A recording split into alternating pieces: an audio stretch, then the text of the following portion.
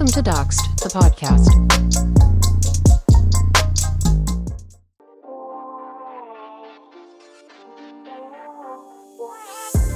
Today our spotlight shines on Rebecca Black, a name forever etched into the annals of internet history. In the early days of YouTube, Rebecca unwittingly became a household name, catapulted into the spotlight with her viral sensation, Friday. Yet, her meteoric rise to fame came at a staggering cost, one that few could fathom. As a child thrust into the unforgiving realm of internet virality, Rebecca endured relentless cyberbullying and threats that put her safety in jeopardy.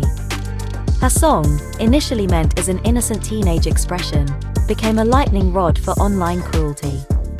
Behind the scenes, Arc Music Factory, the company responsible for the song's production, reaped the benefits of her newfound fame, while Rebecca and her family grappled with the consequences of her sudden notoriety.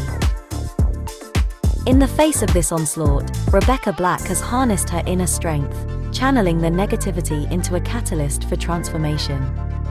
Over the years, she has rebuilt her career, emerging as a true artist with a passion for music that transcends the confines of Friday. Her singles and recently released album not only showcase her growth as an artist but also serve as a testament to her unwavering determination to define herself beyond the viral sensation that first introduced her to the world. Join us as we discuss the remarkable story of Rebecca Black, a tale of resilience, transformation, and the enduring power of self-expression.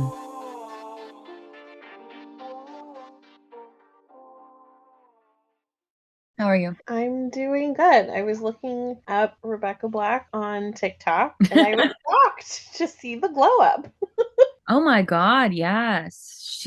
I think 2023 Rebecca Black is the hottest, not only Rebecca Black, but the hottest, that's the end of the sentence. The hottest, period. Amazing. I have a celebrity crush. I don't have very many celebrity crushes, but one of them is 2023 Rebecca Black. She's pretty hot. Pretty hot. Taken though, according to the H3 podcast. Oh. With like a Parisian girlfriend, or that sounds I'm very happy for her. But yeah, I've been really looking forward to this episode. Apparently she was just here in Seattle. She performed at the Capitol Hill Block Party, which is like a big thing in Seattle every summer. She was just here. When is just like this month? Yeah, last month. Okay. Yeah. Well, it's a shame we didn't do this episode last month, so it could be on your mind. But I've been really looking forward to this episode because she's a musician and I have so much to say about music being who I am, but also just like her music specifically is so interesting to me because we're doing kind of similar things in some ways. And she's like a synth pop singer and I love some of what she's doing, which we can talk about, like the music video stuff, but it's also this kind of throwback to like 80s, 90s nostalgic, like retro. And then it's also very, very queer, which is so cool. And it's so cool to watch through the music videos too and see a lot of that. Like she does drag in one of them. That's super cool. And then there's other stuff too. Like a lot of it reminds me of stuff that you would see. Like there's a neighborhood in Philadelphia called the Gayborhood that we go to go to bars and drag shows and watch Drag Race and stuff. And sometimes they'll have like the TV on and they'll have some of those old music videos, like 80s kind of glammy, like Gloria Gaynor or like Madonna, Cher. And it could go right in there. It could be one of those kind of like campy late night Gayborhood tunes that's just the vibe, you know? Yeah. And it's so cool. Or almost like Sick to My Stomach kind of reminds me of like Smooth Operator. Like there's just something very like sultry, but like and very artistic. There's like there's a lot of consideration in what she's doing, and even in the schemes of the music videos, like some very smart people are putting those together. She's an indie artist, but I'm just going off. But anyway, I have so much to say about the music, so that's why I'm so excited about this about doing this episode. Not just because it's highly relevant to our podcast, but and her whole story, but also because music is such a thing that cannot be divorced from the person that is doing the music. Like the person's life story has absolutely everything to do with, you know, how good, like what is good music. it's not objective. The idea that there's objectively good music is a trick of white supremacy. But yeah, so music has everything to do with the person, people making it or experiencing it, or engaging in it in some way, as listeners, as composers, as singers. And so what a story to this musician. And I really respect the art too. What I remember of Rebecca Black was her song Friday. That was my first and last introduction to Rebecca Black. Yeah. And I know that was a rough time because that song wasn't like received well. I'm not quite sure who the target was because she seemed very young back then. I want to say that she was maybe like 13, 14, if that.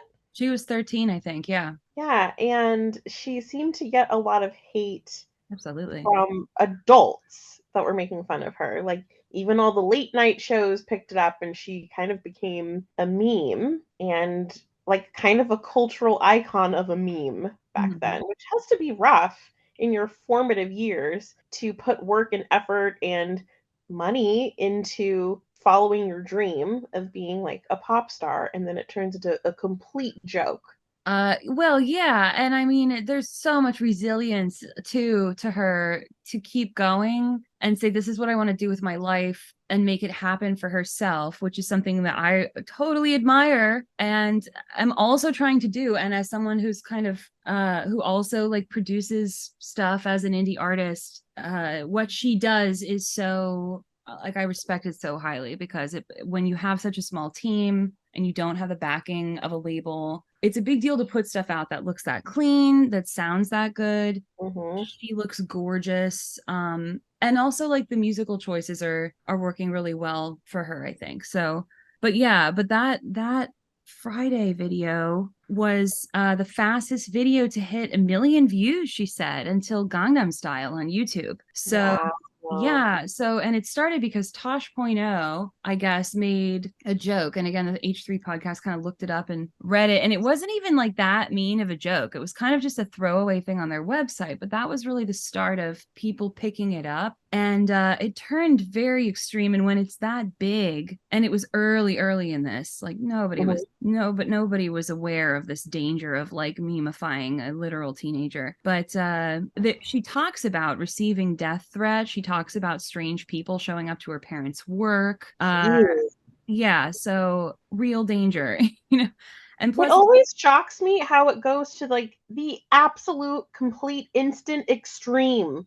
Like, oh, I made a music video and some people made fun of it and I got death threats and someone showed up in my house. Like, why is it always that? Yeah, and such a displacement and projection of whoever's doing that, right? Because it's literally a 13-year-old girl. She pretty clearly didn't write the song. The song was produced by, what are they called? Arc Music Factory. And the guy's name, I think, is Patrice Wilson.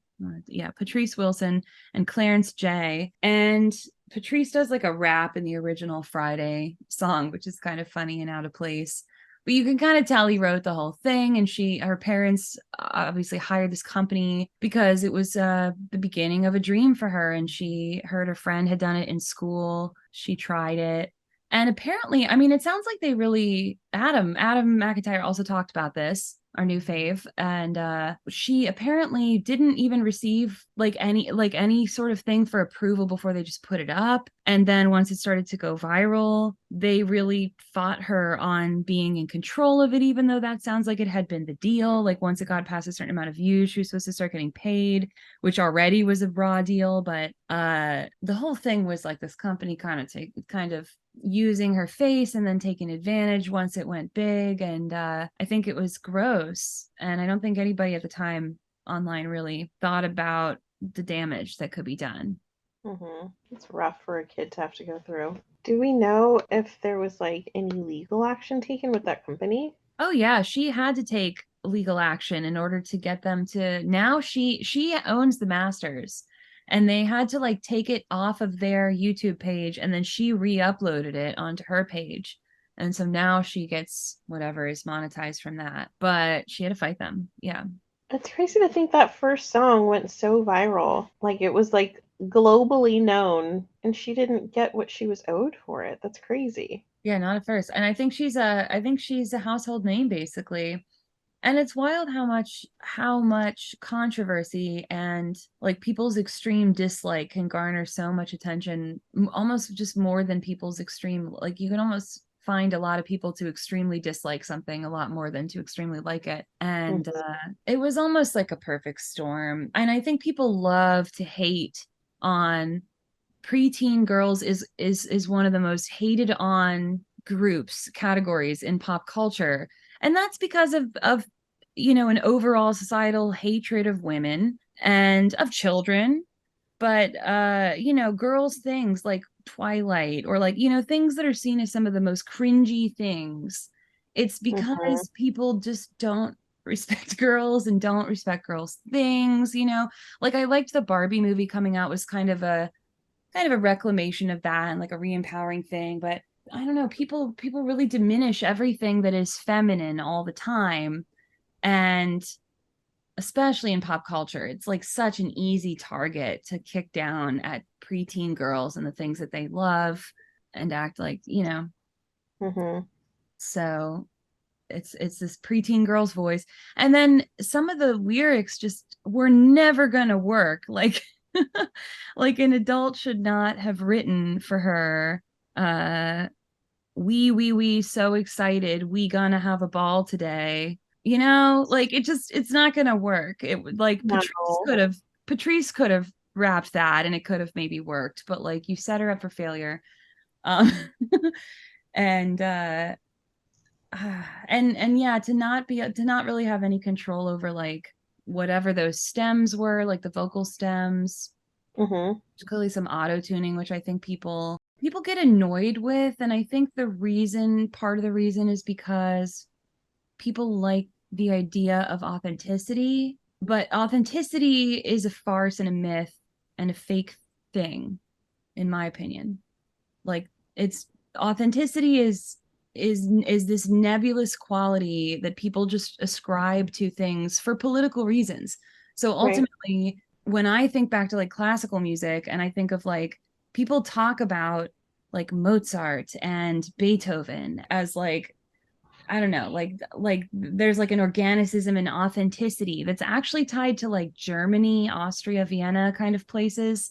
Mm-hmm. And it really is like about propping those people up as representing their country and being, oh, coincidentally, like all the geniuses who are the most authentic and the most human all come from this country. So there's this weird history about authenticity to where people ascribe it as like a political move. And everyone's authentic. We're all people, and you can try to be a version of yourself, but we're all also branded as soon as we're public facing in some way. So like that's all just kind of a nonsense. But I think anyway, this is going back to like an auto-tune question. Like I think people hear auto-tune and they think inauthenticity when really like people use auto-tune all the time in the music industry, and the point is not to prove that you can sing something live perfectly every time in order to be the best artist or musician. It's the whole totality of the work, which again includes who you are as a person and like what you went through to make it, and like what is it saying, and all of that. Like the mixing is part of it, the mastering. um so yeah, that's just a shame. It's like a shame that people judge for those reasons. It's also a shame that people would judge a literal child. Yeah. Just trying to realize a dream, just trying to kind of get their foot in the door and do something that they love to do. That's not necessarily for, the 27-year-old that thinks it's funny and wants to hate on her. Like, obviously, that age group, that demographic wasn't who she was going for. She probably wanted her peers to hear and enjoy that song. And it's just awful that so many grown ass adults made her life a living hell for that time, for her and her family. It seems like for her, being a little girl, she was a child, it's like unless you really have got the pipes, like JoJo, for instance, or like a young Christina Aguilera, Yeah. or someone with like real powerful, like those kind of vocals, unless you're knocking it out of the park, you can't just have your own voice and just have your own style and be okay as a preteen girl or as a young girl. You either have to knock it out of the park with vocals that you wouldn't think someone that looks like a 13-year-old would have, versus just like sounding your age and having fun and just being okay. It has to be so much more in alignment with an adult voice or an adult style of doing something for it to be taken seriously. And I don't think it should be that way for talented young kids that want to get their foot in the door. Well, that's an interest. Yeah, I mean, that's interesting. I think it has to do with how you perceive people. And when you perceive a preteen girl, you're right. Like if somebody's got pipes and that's kind of their thing and their brand is like, look, I'm the best, and they are at the pipes, then that's kind of like the shock factor, unexpected, like you can go on America's Got Talent because it's like this big shock surprise. And so Right. that's one thing. And then there's or like Charlotte Church is an example. Or Yeah. and then there's one, then there's like you might want to look for music that kind of speaks to like a worldly experience. But I think a lot of preteen girls, not all of them, I'm sure there's people out there that have had experiences, but a lot of people just haven't matured into having kind of stories to tell. So maybe that's part of it. But then a lot of it is like, or you could possibly find some kind of fame and attention from being a preteen girl because grown men are gross, you know? Yeah. But That, I think that's a big part of it too. Like having the voice, having those adult sounding pipes. I wonder if that's also like somewhat of a sexualization of a preteen girl, that yeah, because she maybe sounds adult, you know? maybe so in some ways, or for some people. Not to say that Rebecca Black doesn't have a beautiful voice or didn't have a beautiful voice then, but back in the Friday days, she Mm. sounded like a preteen girl. She didn't sound like what she sounds like now. Yeah. No, I mean, yeah, her style and her sound has matured that as she's grown up. But yeah, I don't even think people really liked that song. I think there were a lot of things, and also the fact that it became a meme at such an early time before we were super used to that kind of thing happening, to where that became then an earworm. And when something is an earworm, it can be constantly in your head looping. And I think that's part of, and also just the way that melody is constructed. It's like, it's Friday, Friday, gotta get down on Friday, da da da da da da da da da da da. So it just kind of like never lands. It's always Yeah. in there on two forever and ever and ever. And that will stick in your head. And then a lot of the rest of it is like fun, fun, fun, fun, fun. So it's just kind of like very Very one note chance. repetitive, that kind of thing will get just stuck in your head, loop, loop, loop. And so people, I think that happened like en masse. And that can create some anger when it's like something you can't escape. You know what I mean? Yeah. So I think part of that was really working against her. But I also think one of the really cool things about her too is that you can see how no matter how many people in the world hate you or hate whatever their projection onto you is, right? You can still find your friends and your fans and your people. And I mean, she does have a following, and it's a queer following for good reason, I think, part of it. But she's got like over 1 million followers on YouTube. She's been on there for a couple years, and she's been slowly working her way through into maturing in a career in music, and you can see it through her videos over the course of years. And she found a lot of people that I think really support her. Like you look in those comments now, and it's a very different tune. I think she has some diehard fans, and I think I'm gonna be one of them pretty close, because damn, I have a celebrity crush and it's Rebecca Black. But yeah, I mean, she worked and got to a totally different place, not because she ever probably was able to convince the entire world not to hate her. Probably again, most people, probably majority of the people in the world to this day would think Rebecca Black is a household name because Friday. Damn, that song was annoying. But this whole career is filled with like so many people that love her and can see what she's doing is art, and that's cool. And she did that. She kept going and did that instead of Yeah. not creating art. How cool. I mean that is definitely resilience and grit and perseverance, which is hard to see your way through when you feel like the whole world is taking a big fat shit on you. Absolutely. Absolutely true. And to yeah, to start that at 13, you know, I Right. think it sounds like she did have some pretty supportive parents from the interview, so good on them. But would have taken some to get through that whole situation, some community. Damn. I I really, like I said earlier, haven't heard anything about her until like really, really recently. And I wonder what navigating the rise of social media was like during that time for her. Like recovering from Friday, I guess, recovering from all the stuff that went down, like the years from there till now. Like, I wonder how she navigated that, how she healed from that. I don't know, but I would guess some therapy. Especially like at that age, going through like junior high and high school. Mhm. Oh my God. Well, you're like a global meme.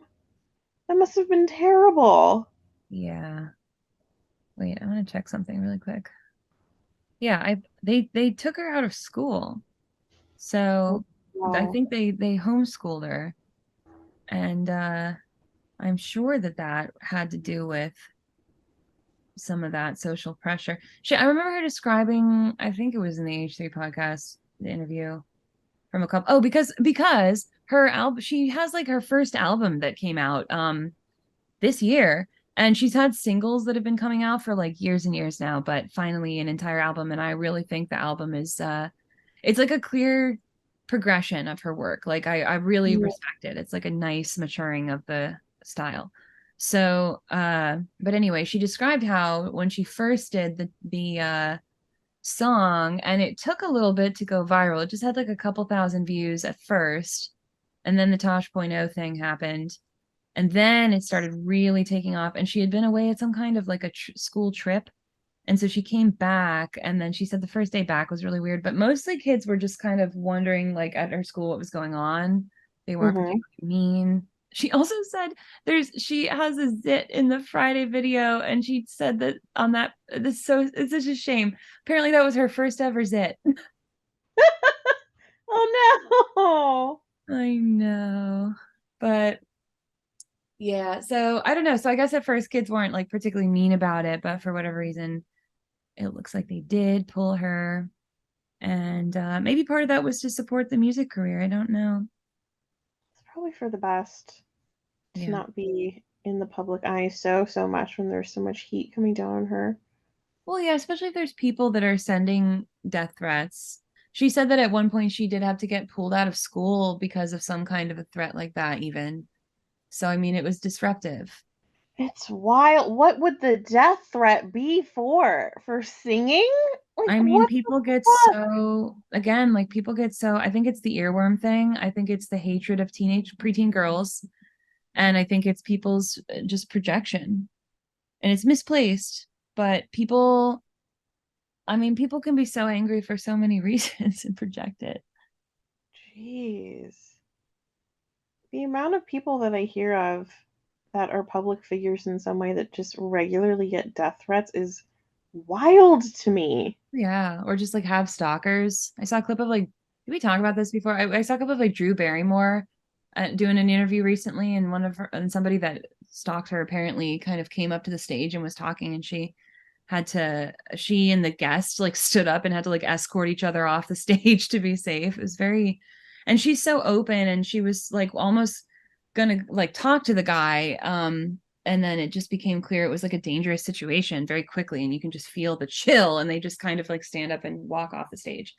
Oh my Um, God. yeah, and I think that's not even, I think, yeah, anytime, you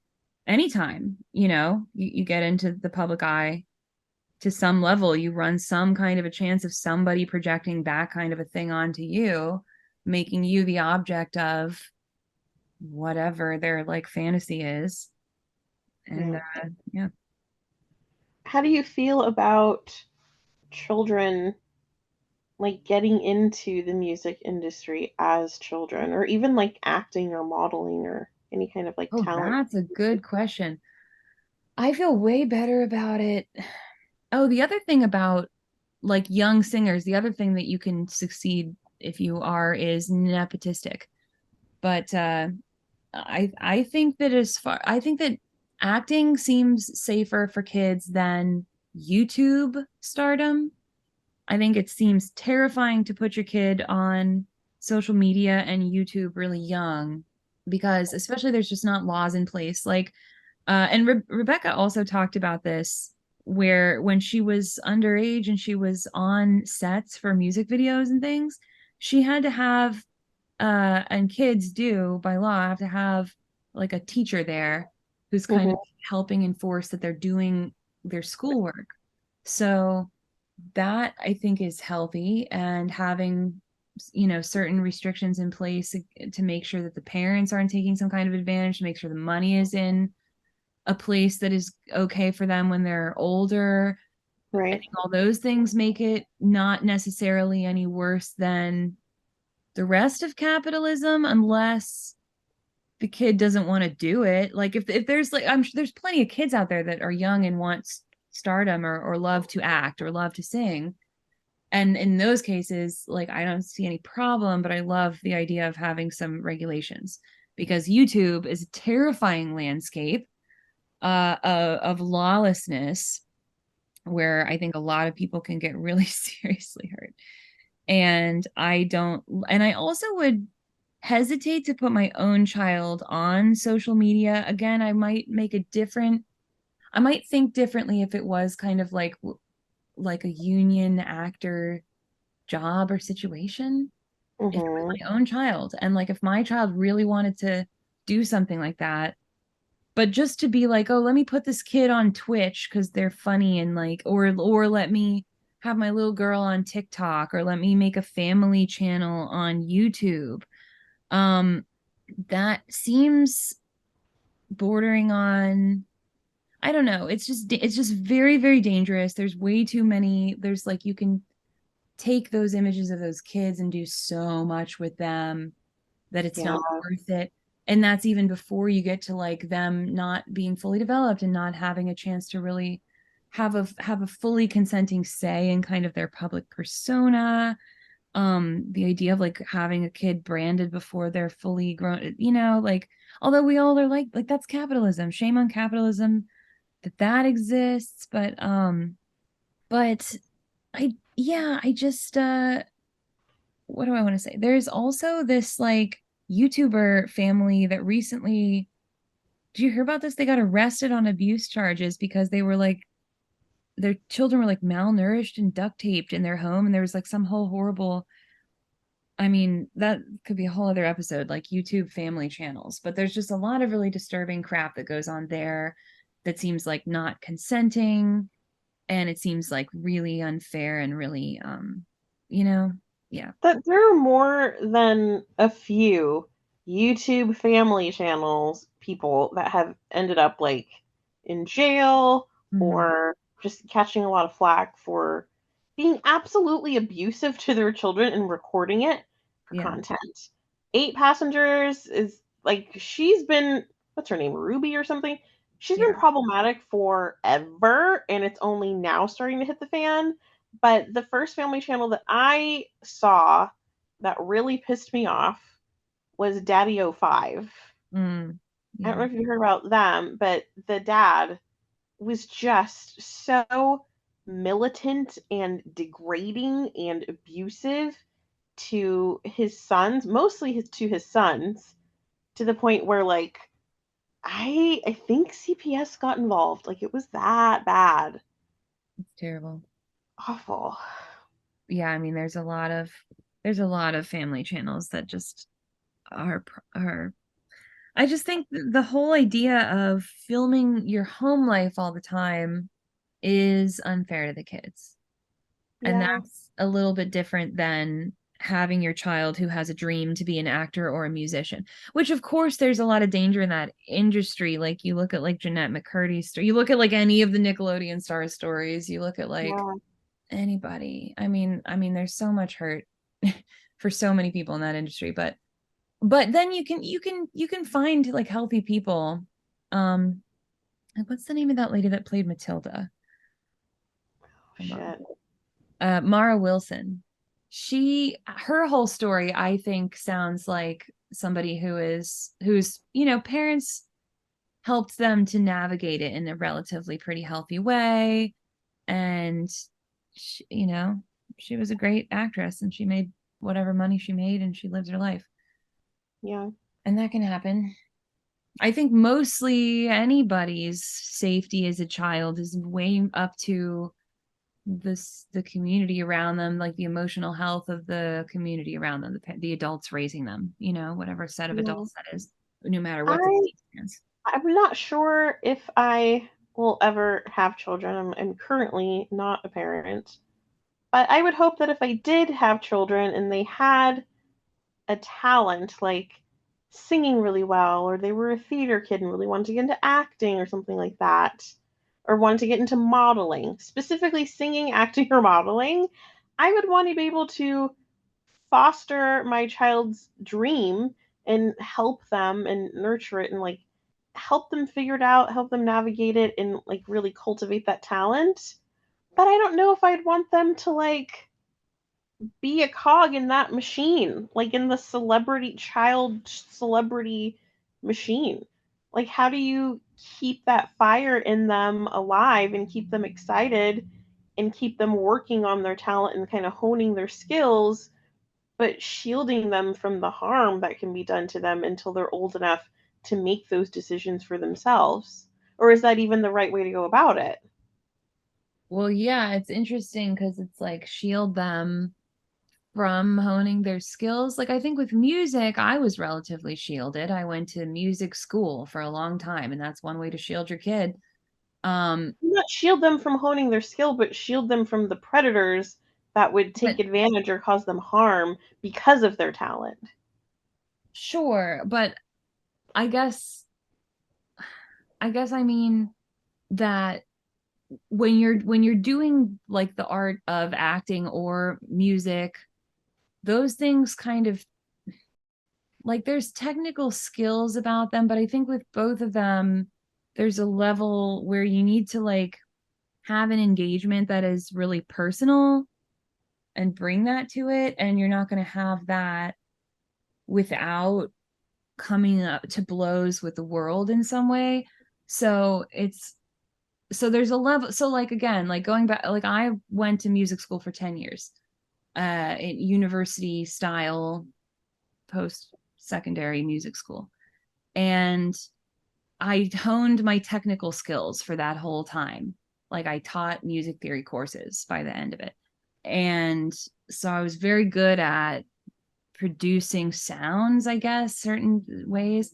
But the musicking part of it, I was not good at it. I played for friends and things, but like that's what makes you good at it. It's not that study what is an augmented sixth and which direction does it resolve in.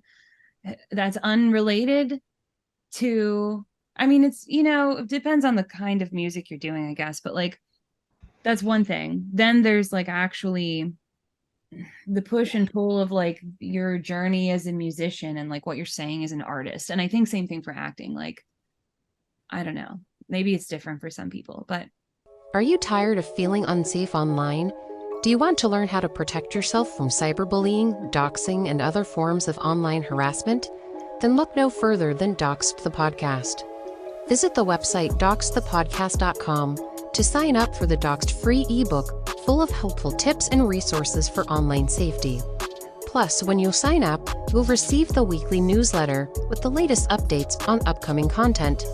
There are many ways to connect with Doxxed, including Twitter, Instagram, TikTok, and Discord. Have a story to share or feedback to give? Use the contact form on the site to reach out or leave a voice message to be featured on the show. And for exclusive content, subscribe to the Doxxed Supercast to gain access to the private podcast feed with member-only exclusives. Take control of your online safety and join the Doxxed community today. Like there's some level of like coming up against the world and enduring hardship that is like that is what goes into good music and good acting, I think.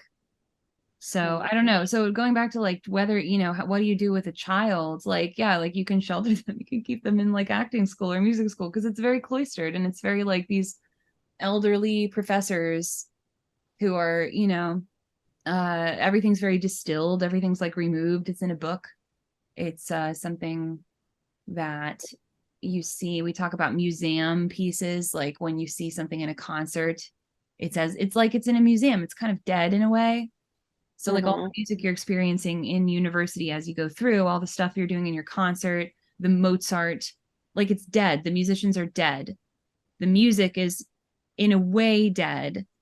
It's not dead in the sense that you're making some music, but it's also not like of the world. It's like separated somehow for study. But that's not really how music works. And so there's always this kind of place where it's like it falls short or something, or it just like it doesn't fully connect. Like a lot of times university music doesn't fully connect to your body the way that like working musicians have a connection to music in their body, like mostly, you know, not universally, but yeah. So I think you can't really shelter people, but when they're so young, I don't know. I guess you just, maybe people's interests change too as they get older, whatever directions those are, or maybe they don't. Like sometimes nothing will deter you. I was 5 years old at a piano and I never stopped. I always made music. I had a garage band in high school. I was in the church band. I made recordings. I wrote songs. I wrote a piano song when I was like 10. And it wasn't like very, you know, but like, but I was always writing music. I was always making music.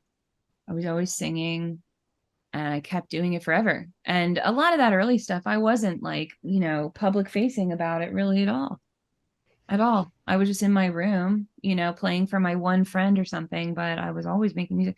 So people will find their way, I guess. But if you want to like cultivate an interest, I also think there's like school of rock type things where people will teach groups of kids kind of how to play in a band, and that's a good start. That's a good starting place. I like that. I might put my kid in something like that. But there's so many predators though. Like especially with acting, I think even more than music. You can easily accidentally find some kind of ad and it's a predator instead of like kind of an acting coach, or instead of like an agent or something, you know. So takes engagement as a parent, probably. That's again my answer. Right. Well, I think probably part of that decision as a parent would have to do with like, do you have the funds to put behind your kid as a brand and fund your child's career? Like putting your kid in a school of rock kind of situation, or a church band or whatever, like, yeah, obviously that's seemingly safe to do, and your kid will be satiated with being able to do what they love to do on a smaller scale. But let's say you're like a millionaire parent and your kid's like, I really want to be a pop star, and you can literally pay to make that happen. Yeah. Is that necessarily the right thing to do given, you know, their age? Like, I don't know how I feel about kids being like kid celebrities or being in the public eye and like being the breadwinner for the family, even if their talent is that extraordinary, like the Macaulay Culkins of the world or the Drew Barrymores of the world, you know? Sure. I kind of feel like I land in a different place though with it than you, because I see it as, first of all, like much more on a sliding scale of like everyone's kind of in the public eye in some way. I guess that is a little different when you're intentionally being like, I'm going to be an influencer, an artist or something. But and then like you're right, like more money towards some kid's passion is gonna almost definitely make that kid like more success. And some of these things are completely cost prohibitive. Like you want to be a harpist, get a millionaire parent. Like how much is a harp even? A harp is like thousands of dollars to start a harp, you know, like depend. And there's definitely cost considerations when you're picking an instrument, for example, but like, absolutely. But then, you know, I think to my childhood, and my mother was an amazing mother who who really cared to allow us all to pick a passion, because she had one and she cultivated it her entire life too. And that's just, I think, how we do in my family. And mine was music, and my sisters had their own sports. And my mom put some, didn't have a lot of money for herself, but put it pretty much all toward getting us to the activities, driving us all around hours and hours to all the meets and all the, the competitions and all the recitals and all the college interviews, and paid a ton of money for like the equipment, the sports equipment, the lessons, the summer camps. And she wasn't like super wealthy. She just was like a middle-class mom who really prioritized making sure that her kids were able to engage in their passions.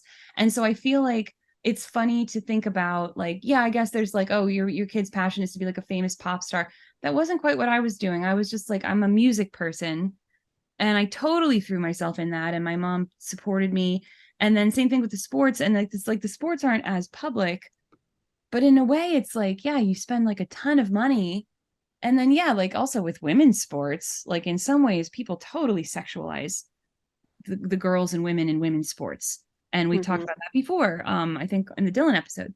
But to me, it's like, it's not, it's like all like a sliding scale anyway. It's all like a very gray area. And I think we're all, again, just branded under capitalism, can't escape it. And there's worse, some things can be worse than other things. But either you might say no kids should ever do any kind of work, but they can fulfill their passions, and if that's acting, that kind of works for me too. I think I come in a different place. Yeah, there's so many predators out there. Scary to be a kid. Can you, like, when I think about what children have access to in 2023 versus what you had access to when you were like 11 or 12, you're a lot younger than me. Things that I had access to when I was 11 or 12, like, oh my God, I was tethered to a home phone that was attached to the wall when I wanted to talk to my friends.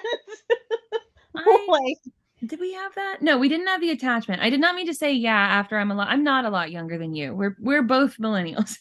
You're a lot younger than me. No. I'm How old are you? I'm 31. Okay, you're so much younger than me. Oh. Okay. I'm older.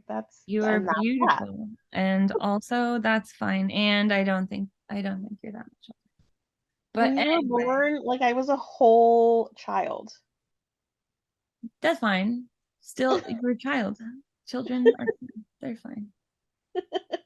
But like, I remember when caller ID came out, and it was like a little box that you attached to your phone, and it had like a green screen and would pop up with a name and a phone number when the phone rang, and that was like revolutionary. I think when my earliest phones were definitely, we had some with the curly Q guy, but they were mostly cordless, but they were definitely like a big chunker of a piece of plastic with like a big antenna on it. Yeah, like a huge antenna, and it would go from like your chin all the way up past your ear, a big thing. And you had like two in the house that you could listen in on. So if one person was calling you, like your friend from school, you had to like plan when they were going to call. It also could like interrupt the internet upload. What we had internet really early because my dad was like a software guy. He was like part of the kind of software boom, like the Bill Gates era software boom. So we had internet like pretty early, or like part of that era, if that makes sense. Yeah. And in tech at that time. So we had internet like when it was a thing. But you couldn't get on the phone while you were on the internet. And cell phones, the first person I knew who had a cell phone, I think, or like maybe it was the first person my age, but the first person I noticed was my friend Ryan from second or third grade. And that was like really, really early. and he whipped it out in behind the stage as we were doing like the Christmas play, and everybody was like oohing and ahhing, and he was like, yeah, my mom just got me this because so I can stay safe after school. And we're like, oh my gosh, that's so cool. For a cell phone. He was like really young to have it at the time, because at the time you did not have a cell phone in like second grade. You had one way later as like an adult. I got my first cell phone when I was like 17. Yeah. 16 or 17. And I got like 60 minutes a month. Oh my God. And I could use, it was unlimited minutes after 7 p.m. So you were waiting to talk to your friends after 7 p.m. because it was free. What a and deal. I think I got 10 texts a month before it was through to church. That's wild. Can you imagine 10? That all you get are 10 free texts.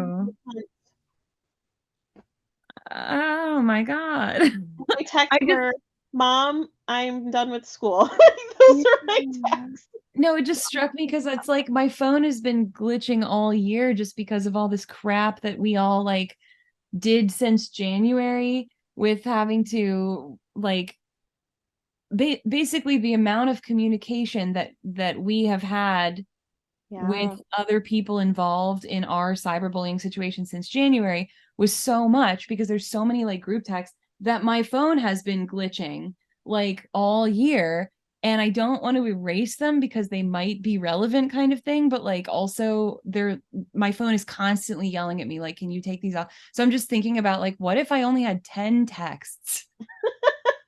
Or you just paid like 20 cents a text after those 10. God. And your bill was just like $500. Well, that's ineffective. I'd rather live in 2023, which is a wild thing to say. That's a wild thing to say, but true. Like little girls that are 12 and 13, if they want to know how to do their hair really cool, they can just go on YouTube. If they want Instagram eyebrows and like the perfect cat eye eyeliner, they can go on TikTok and watch a quick tutorial. We were out here looking crazy in junior high with super thin eyebrows, plucking them to hell, and white eyeliner and body glitter and puka shells and fried hair. That's what we were doing. Got me wearing white eyeliner earlier this summer. And someone in the Discord then wore white eyeliner and called it Jane's bow, which I was very happy about. I mean, white eyeliner is a vibe now, but back in like... It's a throwback. This circles back around to the music, because that's the thing that I think is really cool too. I think it's a whole time for this sort of like looking backward and nostalgia, but a refreshed version of nostalgia, like something that feels like something you're very familiar with, and yet something that is a new freshness to it. And I think that that's part of what I really respect about Rebecca's stuff that she's putting out, and especially this most recent album, is that I think it really, really captures that. And I think that's our zeitgeist right now, because of everything that's happened with COVID, and because of everything that's happened with our movement online to where we're so isolated. I think people want to feel humanity, and part of an easy way to do that is to feel that nostalgia, but something that makes you feel it again in a new way. Yeah. So I really, really like that about her stuff. And that's kind of what I've been trying to do with at least some of my stuff too, because that's what I feel in the air about it. That's what I think is what people long for right now. Yeah. And oh my gosh, we didn't even talk about like the queerness part of it too, because that we did kind of talk about the queerness part, because I did talk about that one. She did the one video in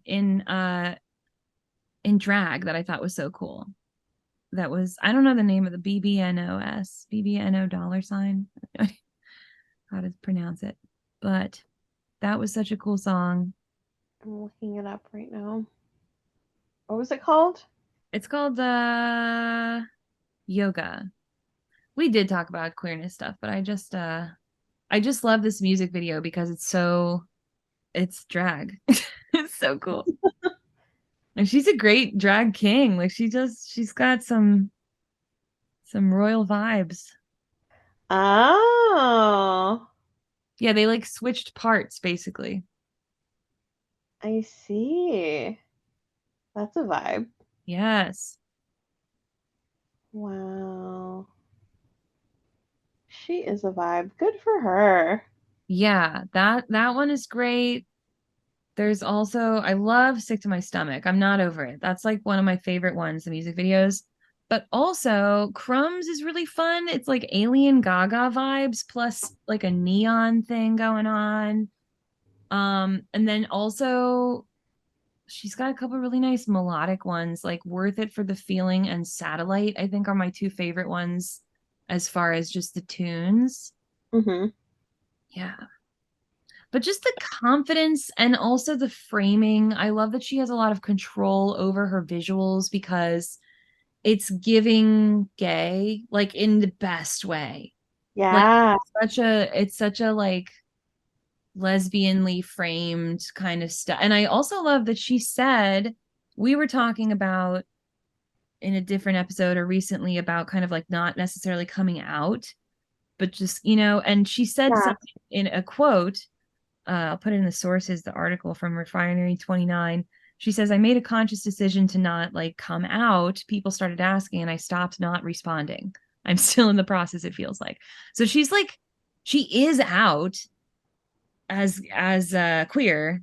She's talked about dating guys and girls, I think, but and is dating a woman, but she didn't like come out, but she's just pretty obviously like as another queer person, very queer, very gay. The whole framing, the whole, and also the lyrics, which again, I really heavy identify with. I'm just like, I feel like she locked into something kind of similar to what I'm interested in doing also with my art. And so I just am like, wow, that's such a weird, like, it's so funny that life circled back around to that because like everybody knows Rebecca Black from 10 years ago or whatever. Yeah. But yeah, very cool person. And I also love the color schemes of the videos. And I love she wears like corsets a lot, which is fire. The Mm-hmm. corsets are great. I love it. I And mean, she's also just like very hot. she's very hot, very distinctive look, like very like beautiful eyes and just like bone structure on her face. I mean, Yeah. I have a crush on her. That's what's going on now. That's what's happening. This is the same bodily feeling as when I watched Ocean's 8, and that's all I'm gonna say. Ocean's 8. Oh, have you not seen Ocean's 8? I mean, I have, but like, what was it? What was it about it? Are you kidding? You remember Rihanna in that video? In that movie? Yeah. Oh my God. Do you remember everyone else? Do you remember Kate Blanchett? Do you remember? Did you watch the Yeah. movie? I watched that movie in theaters, and I don't think it's like PG. What happened? Like I was like, I movie was an remember awakening. everybody. I didn't really have the hots for anyone in that movie, Are though. you? I had the hots for everyone in that movie. Are you kidding me? Are you kidding me? I'm trying to think of a Rihanna? movie Are where you I had kidding? the hots for any of the ladies. Oh my God. Well, that's the thing. I think I'm like a femme for femme. Yeah, I'm not. think I am. I think that's me. Because Dang. Okay. Ocean's 8 and Rebecca Black. Ha ha. Like I'm watching this Rebecca Black video where she's in drag, and I'm like, okay. Okay. The King. mask vibes are like Mhm. the mask is masking. Okay. Mask is mad. That's what I am saying. Wow. I'm so gay. Jeez. I'm so gay. Holy God. Rebecca Black music videos. Okay. Okay. I gotta Oh, calm wait. down. Can I do this? How old is Zendaya? I don't know. She, I'm pretty sure there's a solid age gap there, but she's like she's fully an adult, so I don't feel this weird. She's But I 27. remember seeing a red carpet video of her dressed in a suit, Mm-hmm. and I almost died. Zendaya in a suit? Jesus. That is pretty. I mean, that was like, I almost died when I saw Dylan in a suit. You remember that? Oh yeah. Dylan Mulvaney in a suit. Very hot. Very like, yeah. Ah. Yeah, Zendaya too. Zendaya's fire. Always. She's Always. always fine. But Zendaya in a suit just Yeah. did something to my DNA for sure. That's the Ocean's 8 vibes I'm talking, but that's what I'm telling you. That's attraction. I was cosplaying as a straight back then, so maybe I didn't notice. Didn't notice. Well, that was like right around when I was starting to be more conscious about it. And I went, and that was so funny because I went with one of my exes, but before we had ever dated, we like went as a group to watch that movie. And we were sitting next to each other. And I was like squirming in my seat the entire time. Oh my god. And so was my ex. And then we ended up dating, and that's very funny. So there you go. That is hilarious. And it was gay. It was gay the whole time. Oh, okay. It was a gay relationship. That's part of why I don't know if that needs to be said or if that was like very obvious based on the story, but true. So obvious, but Okay. okay. Okay. Because some out there, you know, Roxy, my friend, believe that I am not actually queer. What? Some believe that I am just faking it for Who? you know who. These What a people. loser. Some would say that my entire identity is a manipulation, but that's a different story. And in fact, they were not at the Ocean's 8 screening that I was. We have to start talking about Ocean's 8 because I am too riled up. Thank you for listening. Find additional content at doxxedthepodcast.com.